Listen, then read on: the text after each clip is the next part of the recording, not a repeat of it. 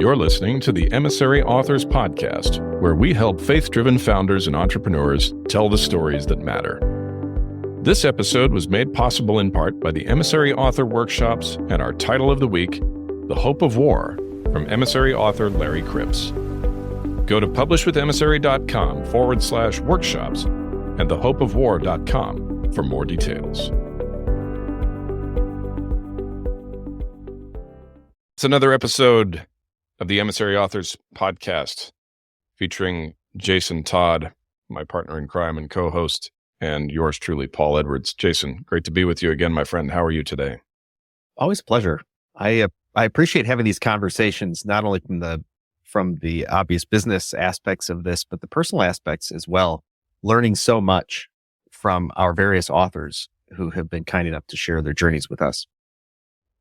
That's true. And today, we've got something that dovetails actually very well with a project that we've been working on. But I'm excited to introduce our guest today. We've got Brian Ahern, longtime friend, former guest on a previous podcast life for me. And he's got a brand new book. This is interesting. His story, my story, our story. And Brian, this is about among other things, your experience growing up as the son of a member of the United States Marine Corps and all that goes along with that. So, I mean, that's really what I think we want to start off with is what was that like and what brought you into to the point of writing a book about it? Well, first of all, thank you to both of you for having me on. I'm excited to have an opportunity to talk about the book that's coming out. And this is the first podcast I've done around this book. So thank you for having me on the show. Growing up with a dad who's a Marine, at the time, you don't realize it. You're just a kid and your life is your life. And to you, that's what's ordinary. It's not until I think you get older and you look back and you start questioning certain things and you'll start realizing certain things too. So I will say this up front. There are so many positives, so many of the traits that I have learned that have helped me succeed come from my dad and the discipline and the things that he exemplified as a Marine. But there were also a lot of really negative things too. And as I got older and began questioning him about aspects of the failed marriage with my mom and other things, he did not like it. He did not like being questioned on things like that. So we had some really challenging times, but we ultimately were able to get to a really good place. And when he passed about 3 years ago, I decided I wanted to write a book to honor him and to help Marines and Marine Corps families. Because I think if Marines read this book and maybe learn from some of the mistakes that my dad made, maybe they'll avoid those mistakes. And if a Marine family reads this book, they might have more empathy and understanding for that person and maybe what they're going through. And the goal would be to bring the two together closer. So that was really the impetus of the book after his passing. So right away, this is a bit of a soft spot for me as an Army veteran raising two boys who, have frankly occasionally borne the brunt of the way I learned to do things in the military and the way it shaped me. And of course, right, as you pointed out, there are habits and traits being passed down that I think will serve them well. There's also stuff that anytime it comes to mind, I immediately cringe and say, oh no, I shouldn't have done that. Right. And I don't know how I would stack up next to your dad in terms of how open of a discussion I'd be willing to have. I certainly have made the best efforts I can. Mm-hmm. But, maybe a good place to start, Brian, is just like, what do you remember most that you look back and you say, there was, we could have done something differently there. What comes to mind? Probably when I turned 30 and I really got involved with church and life changed radically for me in a really positive way. And it was at my 30th birthday, which was taking place over Easter weekend. And so we had invited my dad and my stepmom to come down and, be with me on my birthday, but also stay for church. And my stepmom said, I don't think your dad's going to want to go. And she said, you may want to talk to him about that. So he and I had this short conversation, and I said, well, hey, why don't you stay down here with us and go to church? And he said, no, I'm busy. And he just kept putting me off. And then finally he said, look, I'm at the airport. I got to catch a flight. If you want to talk about it, call me tomorrow. Well, he didn't think I would, but I called him and I started pressing him like, why won't you go to church with us? And he ended up blowing up and saying, look, I don't give a GD what you or anybody else says. I'm a good person. And I said, I've never said you weren't. And then he said, look, I don't like the way this conversation's going. And I said, well, Dad, it's another thing we got to talk about. Life doesn't always go. And he hung up on me. All that was the moment that everything changed in our relationship, because it was as if all the stuff I knew that had happened between he and my mom fell from my head to my heart. And I was like in a rage. And he lived about an hour away at that time. And all my thought was just get in the car, drive to his place and tear him limb from limb. And I'll tell you, at that time, I had been a competitive bodybuilder for a while and a power lifter. And so I was much bigger and stronger than him. But truthfully, I think he would have kicked my, up and down and sideways. But it flipped a switch in me to where I couldn't go back and just accept the norm. There was things that needed to be talked about. What I would have changed, I think, was I might not have pressed as hard as I did. I think looking back, if I could have reflected a little bit more and had a little more grace in those times, he might have been a little more open. And I wasn't being mean or belligerent or anything, but I was just, when I want to do something, I just go straight ahead. And so I wasn't about to let it go. And sometimes you need to step back and take a breather. So that would probably be the thing I would change, is my approach. But again, when you're 30 years old, and you've just been inflamed by this relationship, it's really hard to step back and kind of get your bearings. And I'll be 60 soon, so I've lived a whole lifetime since then.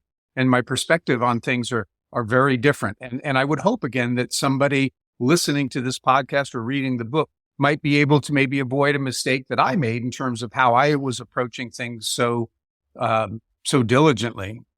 Yeah. I'm hearing, well, what it sounds like, I should say, is that you're digging into the details that for a long period of time, you just sort of took them as they came. But then you reached a point where those things started to matter, because what you were seeing on the outside didn't match the expectations you had or the hopes you had. And there really wasn't an explanation why. Mm-hmm. There was just matter of fact, that's the way it's going to be. Yeah. I will tell you, as a kid, growing up, I admired. I remember, and I put this in the book, that I'm 8 years old, I think, and we're living in California. My dad had only been out of the service not too long, and he was playing pickup football on a beach with a bunch of college kids. And so he might have been 30 at the time. And I remember distinctly somebody saying, man, you should try out for the Rams, because he was so intense about how he was playing that game. And I loved football. And so I was like so proud. And when I would hear him talk about things, because he traveled the world and he was really educated, incredibly smart. I would sometimes think as a kid, like, gosh, why doesn't he run for president? You think he could be president. And so I had this great admiration for him. And even when my parents' marriage fell apart, it didn't really taint my view of him. And yet I knew these things again in my head. And my sister had a very different recollection. She remembered a lot more things than I did. And that really skewed her relationship with him. But for whatever reason, up until about that 30th birthday, it just didn't affect me. And then suddenly, like I said, it dropped from the head to the heart. And I knew I couldn't let that go. And when you talk about expectations, it wasn't just about being disappointed with him. I started to realize, you know what? I need to understand him if I'm going to understand myself, because I want to be the best husband I can be. I want to be I wasn't a father at the time, but when the time came, I wanted to be the best father I could be. I wanted to be the best friend. And there's so much that we get from our parents, and most people don't even think about, why am I the way I am? Well, I wanted to understand that. And I felt like he held a lot of the keys, and that's why I really was pressing in. Yeah.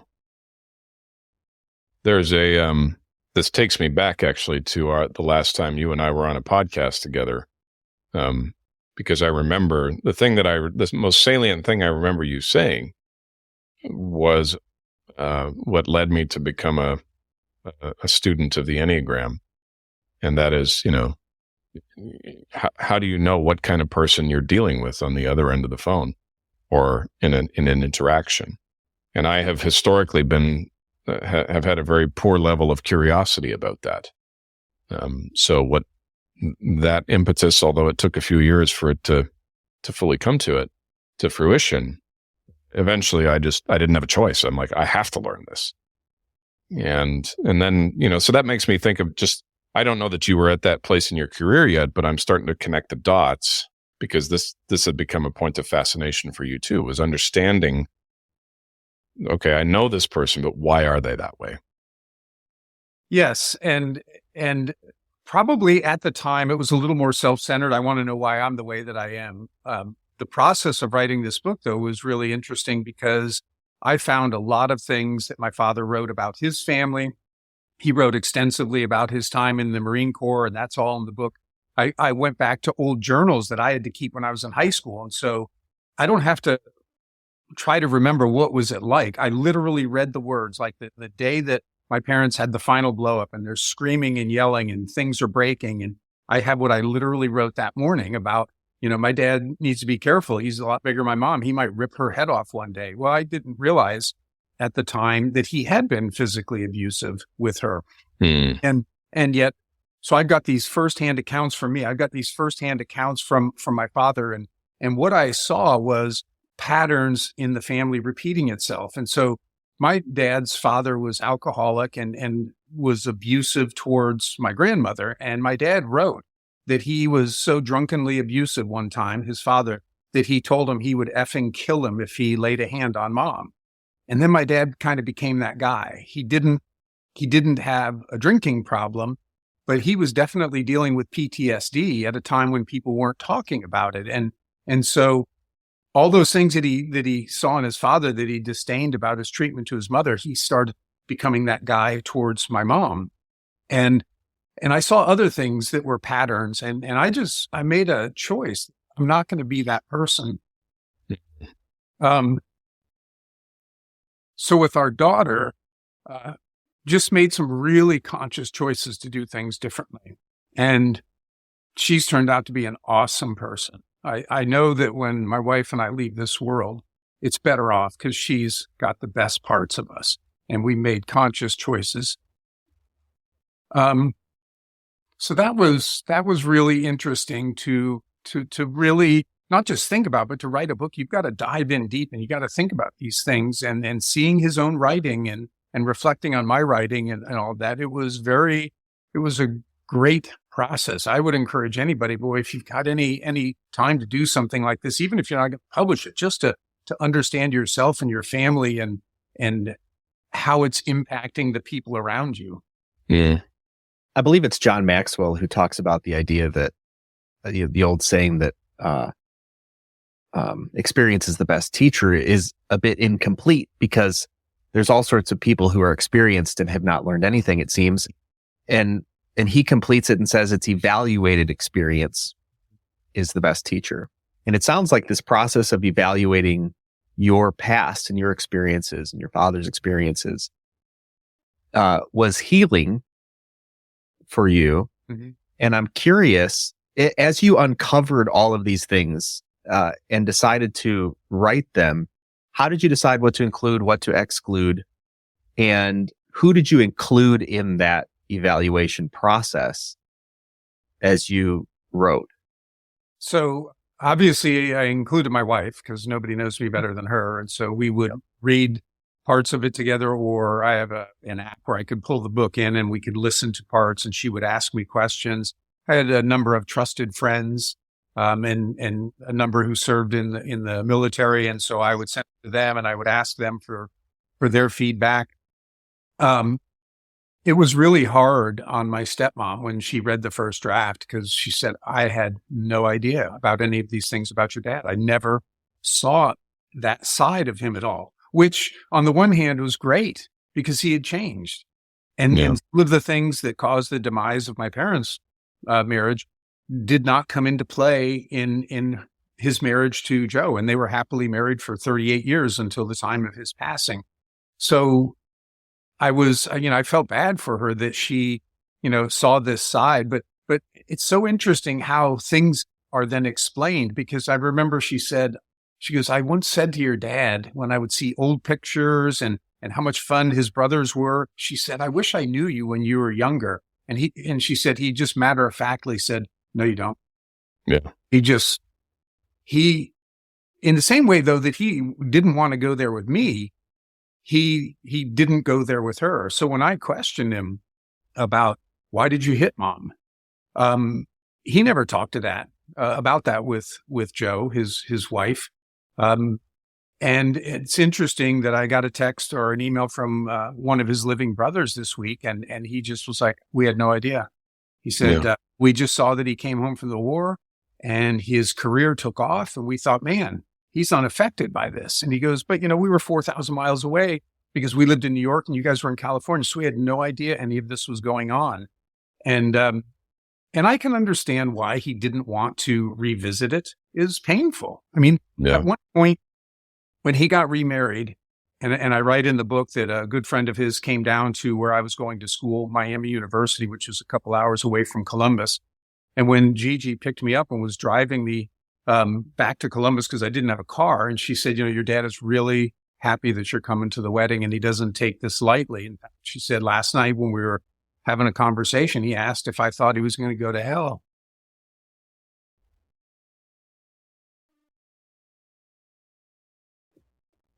So he did stuff that he knew was pretty bad, and I don't know, the extent of everything that, that went on in Vietnam, although he did write about it. And there's some really wonderful things that he did.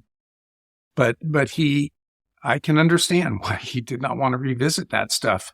But, as I say in the book, that's the person I needed to know. And to be able to give grace to somebody and forgive them.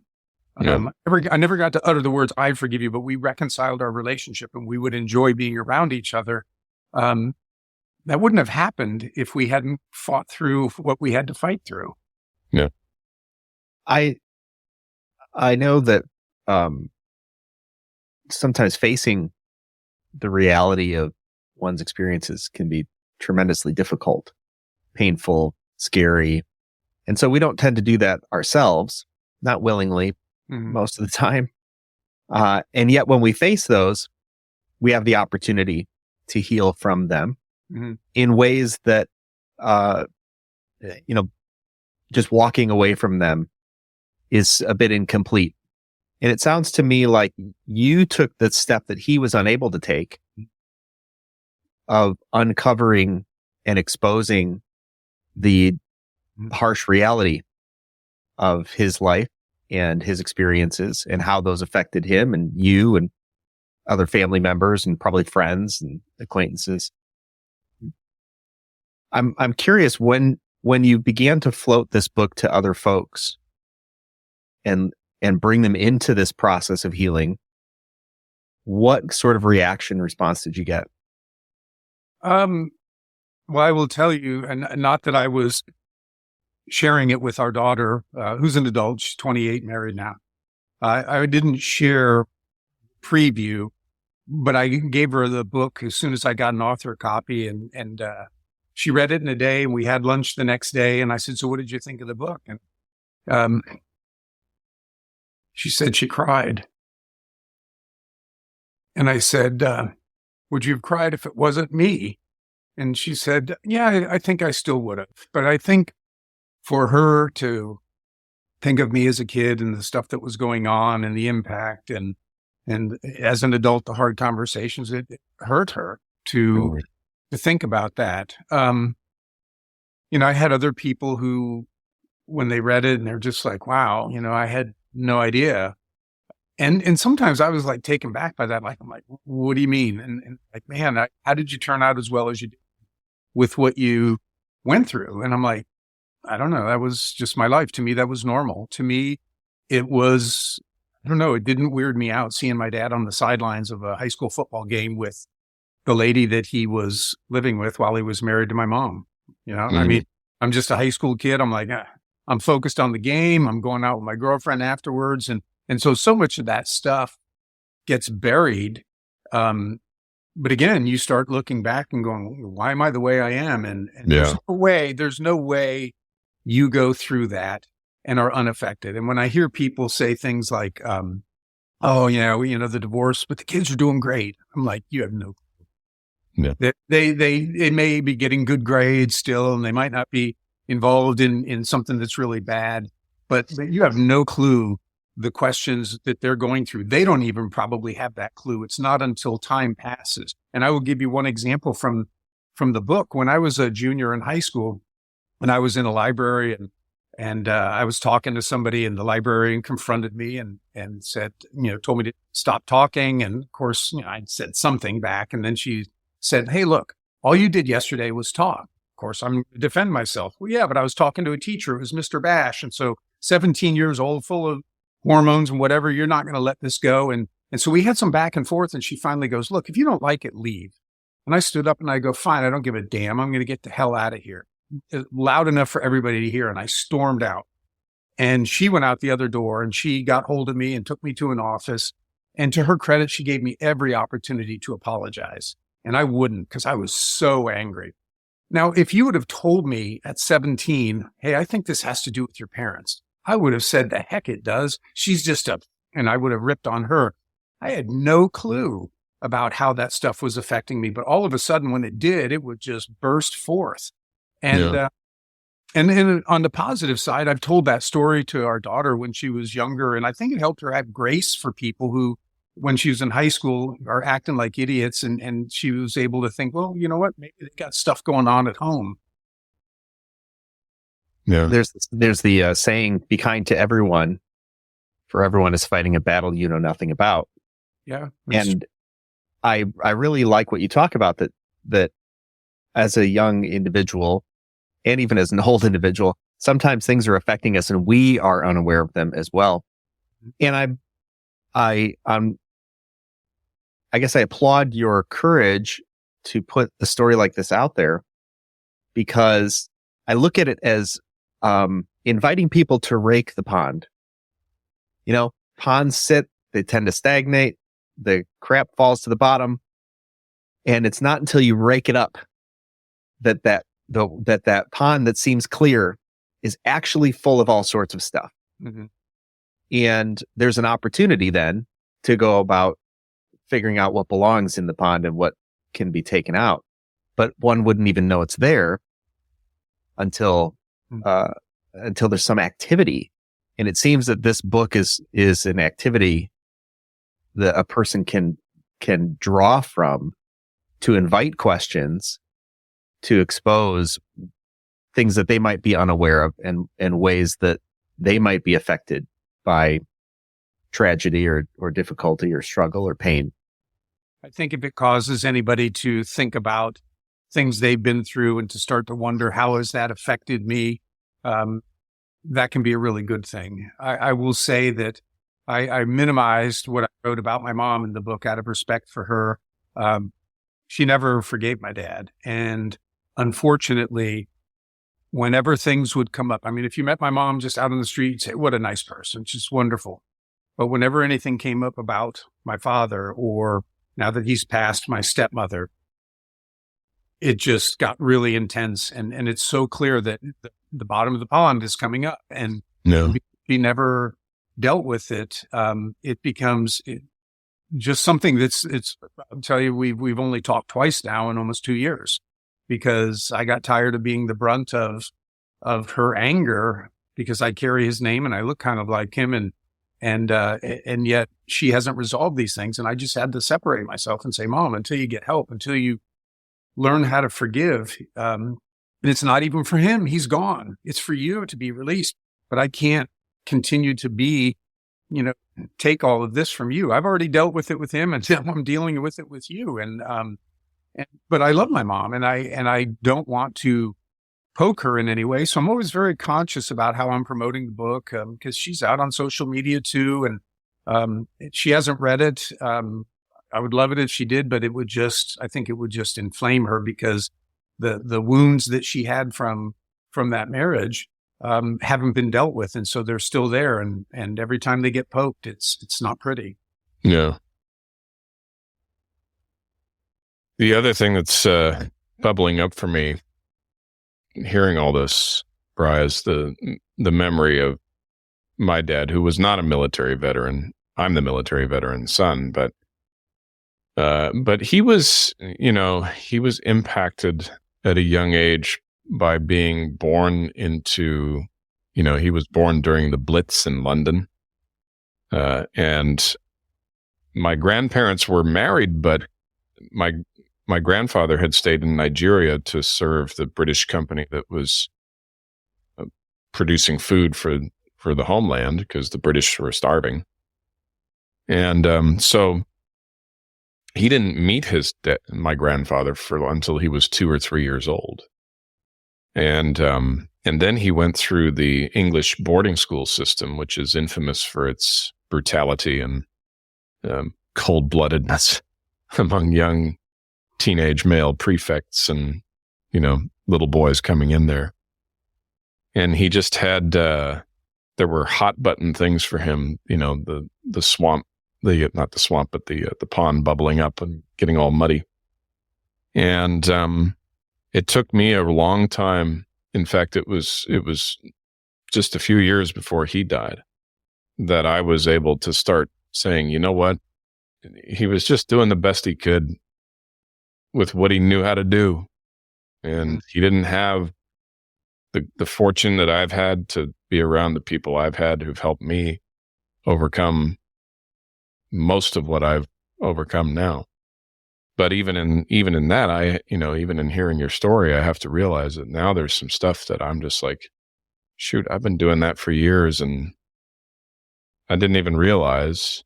I can't fathom the impact that it's having, but I know I got to do it differently, because I can't talk to my sons that way, What I would encourage, though, Paul, since our daughter was born, I always did things with her and just had a wonderful relationship. We'd get in the car and drive to sleep in a cave somewhere. And so we were always talking. And so it was natural for us to have conversations. And so it was so natural to talk about this book and to talk about the ramifications of things.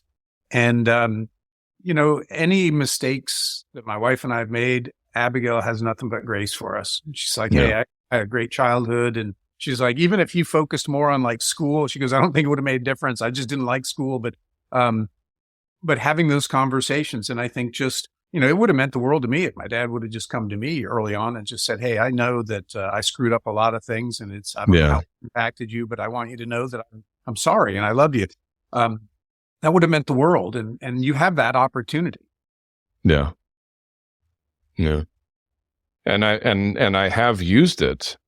But I'm, hearing stories like yours makes me aware in other ways of areas where I haven't. And I know enough now about how those things happen to say, I think I got a little bit more work to do. And it's not work that I really want to be doing, but yeah, it's the same thing. I can bury the hatchet now, or I can leave it unburied, and one of them will pick it up one day.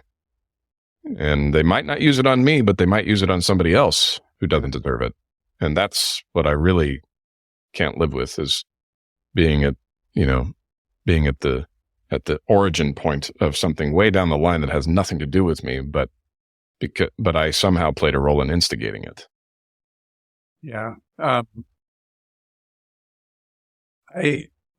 don't know. I just think that forgiveness goes a long way. And having those conversations with people, letting a little bit of the air out of the balloon so it doesn't burst, and to be able to see patterns may be in people and gracefully point them out to try to help them. When you say, hey, I love you. And I need to tell you, here's what I'm seeing and I'm here to help you. Yeah. So it is a challenging story is one of my takeaways. Probably challenging to read. I'm sure it's going to strike certain chords with folks. I know, as you're unfolding your story, it strikes certain chords with me and my life. And ways I've failed, not lived up to my own expectations and certainly other expectations of me. And I'm curious, the intended audience for this, as you wrote this book, you must have thought, here's the intended audience. And then the next step is, how do I get to those people? And I'm curious what went on when you're looking at such a personal story. Who's the audience and how do you intend to reach them so that they will read your book? So again, the audience, primarily Marines, Marine families, more widely, I'd say anybody who served, especially those who experienced combat because of PTSD. And then more broadly than that, I think fathers and sons, because I think even if somebody didn't serve, there is just a natural friction between fathers and sons. And I write about that, included a blog post I wrote around the time of my father's death, and it was called Fathers and Sons. It's complicated because I think that, as I get older, I'll be 60 in a few months, and you never want to say, I'm not as big as I was and strong and fast and I'm as capable and all these things. And the reality is you're not. I can't run a fraction as far as I used to or lift what I used to, but you want to believe that you can. And I think I don't have a son, but it might be hard to kind of pass the mantle and acknowledge that, hey, you can do so many things now that I can't. I'm your old man. I'm here for your advice and things like that, but you're the man now. And especially if you're a Marine, that is not easy to give up. So I think that's the circle that starts with the Marines and the families, and it goes to the service and it goes to fathers and sons. And as far as how I'm trying to reach them, this week I was sending out thousands and thousands of emails to my contact list, talking about the book coming out, but I'm primarily focusing on getting it in the hands of Marines. And so I always keep copies with me. As an example, I was in California in January, and I'd been out there a year before, and at a cigar shop, I met some Marines, and one guy we had a great conversation. I told him what the project was. Well, lo and behold, I was at the same cigar shop a year later, and he was there, and I gave him the book. And he started reading it, and I could just see the expression on his face. He was really, really liking. And all the other Marines that I've given the book to have really appreciated it, even if they didn't have the same types of struggles, because it's their brother they're reading about. And so the number one thing I'm trying to do is get it into the hands of as many Marines as possible. And then to say, look, if this has a positive impact on you, pay it forward, buy a few copies for other people you know. And I would like to see it growing exponentially in that manner. Yeah. Got a few people on my mind already to put you in touch with for that, Brian. Yeah, I appreciate that. And, it's, you just never know when you bump into the right person and what that may do. And a really cool thing, a story in the book my father talked about when he was in Vietnam, there was an individual who wanted time off, wanted leave, because his girlfriend had come over from the States she was a nurse, to be in Vietnam, to be close to him. My dad thought, hey, anybody who's got a girlfriend who's going to come to Vietnam deserves time off. And so he gave this guy time off. Well, it was like 25 years later, and he hears the name Charlie Wilhelm, and he's a 4-star general in the Marines. And my dad's wondering if that's the same guy. And he reached out and contacted him, and sure enough, it was. He married a nurse. And so my dad said he had this great kind of conversation reunion with him. Well, one of the Marines who did a pre-read on the book said, I know Charlie Wilhelm. And he goes, I used to fish with him. And I said, is he still alive? And he said, yeah, I think so. And he gave me his contact information. He wrote the foreword for the book. Oh, wow. So it was really cool that this person who knew my dad in Vietnam and remembered him so well because of getting that time off and ultimately marrying, that he was able to write the foreword for the book. And it was an awesome foreword. I read it and I thought he should have just written the whole book, because it was just like you'd expect a Marine general, crisp and to the point. Yeah. Yeah. It seems like some of those happenstances, those providential circumstances come upon us when we move intentionally in I'll be a little trite with this idea of a positive direction. But on a deeper level, it seems that there's almost a cry. This might seem over dramatic, but there does seem to be a cry almost from the universe towards reconciliation, towards healing. And whoever picks that torch up and say, I'm going to move towards reconciliation, I'm going to move towards healing. It's like the waypoints are already laid out. There's the person who's there for the forward. There's the person who's influential, like I know on my book. At the last minute, chapters were not coming together the way I wanted them to come together. I couldn't figure out what was wrong. And a gentleman who wanted to pick he was like, hey, can I pick your brain about doing business consulting in your area? And I was like, sure, we got to talking about the book. He printed out the entire book, brought it back to me and said, here's where I think the chapters need to line up. And I was like, oh my gosh, totally unexpected. And it was, I think, and I've heard this from other folks too. It was, I think, this idea that as we move toward this wave of reconciliation and healing, that everything is ready. It's like ready to go to make it happen for us. What has been your experience with that? I think that when we start to move in a direction like that, we see things that may have actually been there all along, just waiting for us to take advantage of. Not unlike, I use this example a lot when I'm working with clients and I say, how many of you bought a new car in the last few years? And all the hands go up and you say, did you experience what I did? As soon as I bought my car and drove it off the lot, I saw it everywhere. It was like everybody in Columbus bought my car. But the reality is we know they didn't. I became aware of something that had actually been there all along.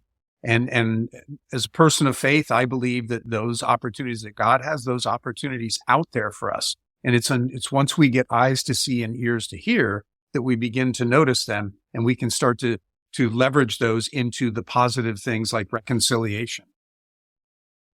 Yeah, because when there's a posture of genuine surrender to the outcomes and a ministry of reconciliation coursing through our hearts and a sincere desire to serve and honor God's other children, that's what has been at the foundation of the entire Bible from the get-go. That's the whole thing that he's been trying to get us to see all along. I'm in control of outcomes. You need to be merciful and serve the people I set in your path. And you watch what'll happen for you when I do it. If you can hang on to those things. And yeah, I've seen that in my own experience too. I've seen that, genuinely confronting my own darkness, which, by the way, I wanted to mention that I think one of the great services you're doing here, Brian, and all of our authors do this, and it's the whole point of telling stories that matter, which is our tagline, is you're not ignoring, you're praising what is good, and you're not ignoring what is not good. You're dealing with it, you're confronting it, you're shedding light on it, you're giving it away as a gift to people so that they can suddenly look a little bit more circumspectly at their lives than maybe they did. And they can say to themselves, just like you heard me saying, right? There's a few areas I hadn't really given much thought to, but now that you mention it, I did that too, or something very similar to it. And that's unbecoming the direction I'm going with my life. So that's inconsistent. It doesn't belong there, and it's got to stop. And I've got to acknowledge it and apologize for it and ask forgiveness and say, I've been out of line talking that way. I didn't think I was. I wasn't paying attention. I suppose I could have looked at it. If I'd watched myself do it on camera, I might have been horrified. But anyway, And that's the whole thing. You're giving people hope. Well, I would encourage people too that when you, first of all, I think the more you try to control things, it's not unlike when we're at work and we're struggling, we just can't figure something out.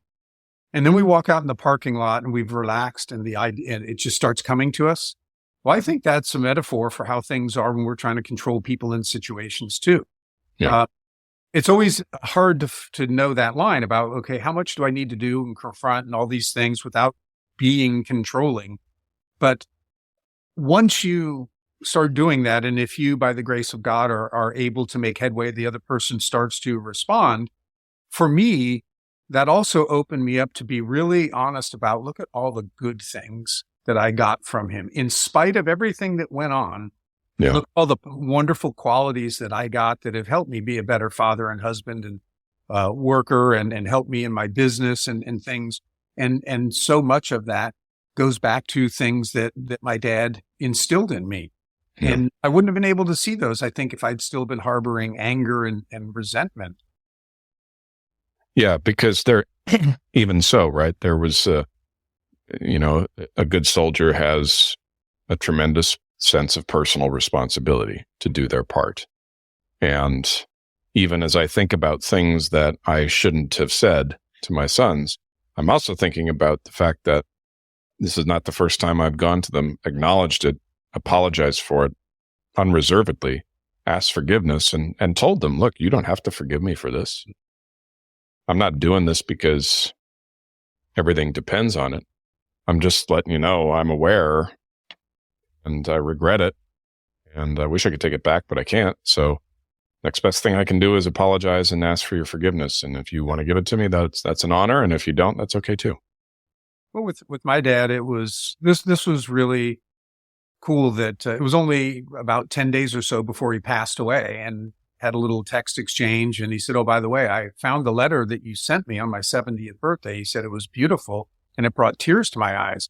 And I was thinking, what did I send him? I mean, because that was like 8 or 9 years before. So I had to go search for the letter. And thank God I kept the Word file. And I had apologized in that. I said, I wasn't able to be with him on his 70th birthday, but I sent him a nice letter and talked about, I never intended for you to feel like a bad person or anything, but I just needed to know answers to these things. And anyway, it was kind of a, I'm sorry for how I approach things, but I'm happy with where we are. And it was so nice to know that in the weeks leading up to his unexpected passing, that he read that, and that was what was on his mind about our relationship.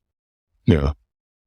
And I want to make sure that people understand too. And we've talked about a lot of negative things too, but as I said, I think when my dad met Joe, and for whatever reason, she was able to help him in a way that my mom was going to be unable to, given the tangled mess that they were in, that he did change. And at his funeral, my wife and daughter and I were sitting outside having a conversation, and my wife asked me, she said, does it bother you? All these wonderful things that people are saying, your dad taking kids fishing or going out and doing this with these kids, and that he wasn't that way when you were growing up. And I could honestly say, no, it doesn't bother me. It made me, because it would have been sad if he hadn't changed. But he became this person that everybody loved to be around because he was smart, he was funny, and he would take kids fishing and he would do all these things.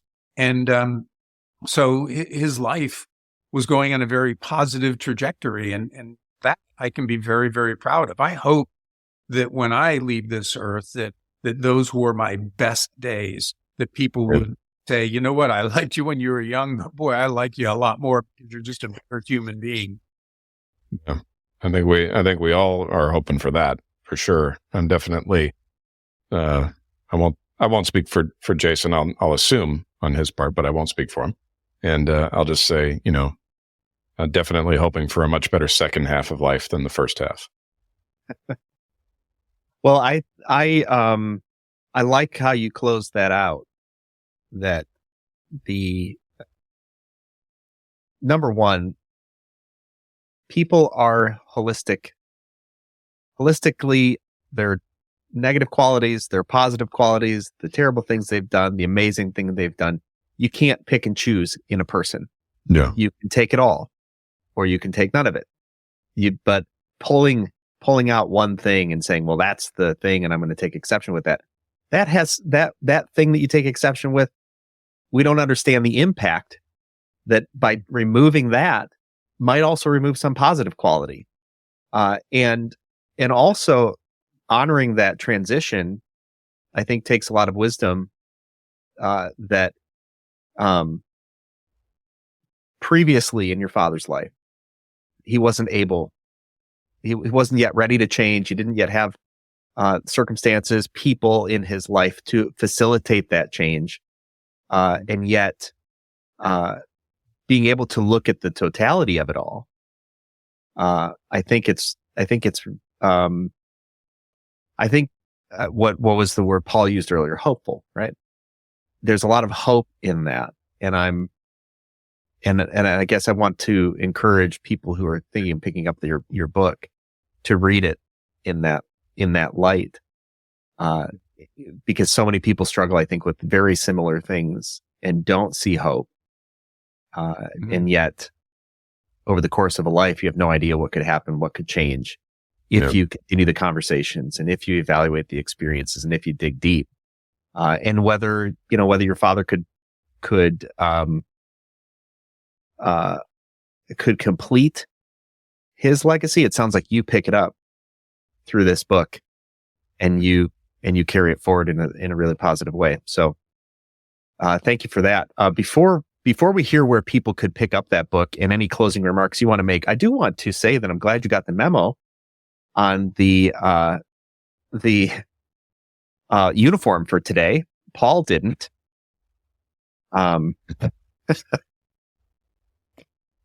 Maybe he needs to go shopping. I'm not making apologies for living in Arizona. That you guys are stuck up there by the Great Lakes. That's your problem.